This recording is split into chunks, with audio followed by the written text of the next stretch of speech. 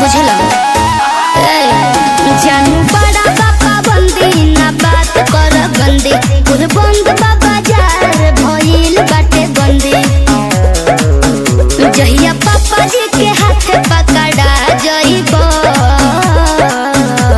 बोजोरिया में राजा पिटा जइबो चौराहा पे गोली तू खा जइबो पिटा जइबो। अरे करे जा प्यार जात और बिरादर देख के हो जाई जरूरी है का। और तो से हम साल भर से कहती कि करे जा कल अभी हवा तो कहलू कि नहीं हमार बाबूजी भी चौराहा पे गोली मरवा दिया। तो करे जा हम तो से पूछती कि तोहार बापा हिंदी पिक्चर का मिसपूरी है का। तो का प्रेमी है, पागल है, दीवाना है।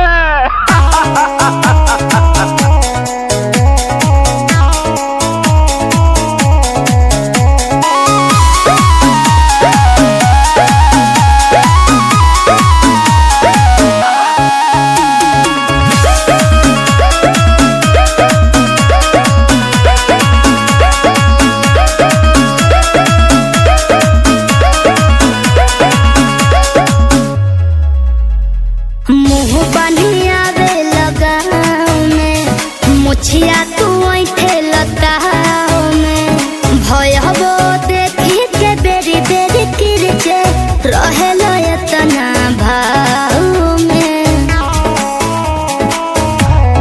कहो मुँह बनिया बे लगाओ में मुछिया तू ऐठे लताओ में भय हबो देखी के बेरी बेरी किरचे रहेलो एतना करे जा अल्लाह अपने भयो के बारे में सुना बोला। अरे करे जा हम तोरे गौवा में केतनो मुहवा बांध के आई ना है तोहार छोटका भयो हमके पहचान लेवेला। का बताई एकर आदत इतना बिगाड़ देले ना कि दतवा छियार के जीजा 10 रुपया दे दा गोड़वा पर के मांग लेवेला। भाग झूठा दीदा 10 रुपया दा। जवान टूट गया। अरे देख ला तुम्हारा इसने भाई बड़ो नशा में तू धुत कुल भूला जइबो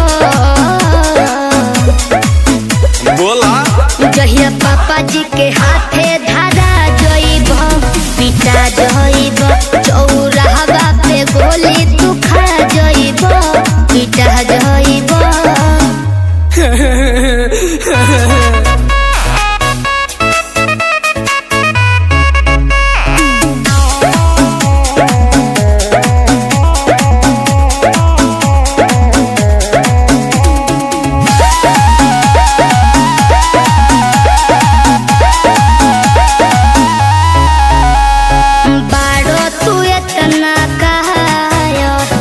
देखे में लागेल नायक बने बड़ा कासायक नहीं खो हमारा लायक बुझलो लफंगा बड़ा तू इतना कायर देखे में लागेल नायक बने बड़ा कासायक नहीं खो हमारा देखो अंकित शिवम तू जुड़ा जइबो जहिया पापा जी के हाथे धरा जइबो उठा जइबो चौराहा पे गोली तू खा जइबो पिटा जइबो। आज के बाद से हमसे मिलिए मत। तू हमारा भाई के मार देहलो दूर हटा हमारा नजरी के सामने से। आज के बाद से लौकिया मत हटा।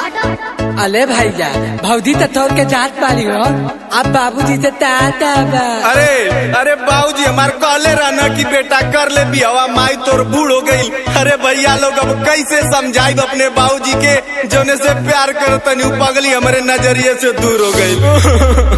भैया बाबूजी हो तो के भुला गइली भैया बाबूजी हो तो के भुला गइली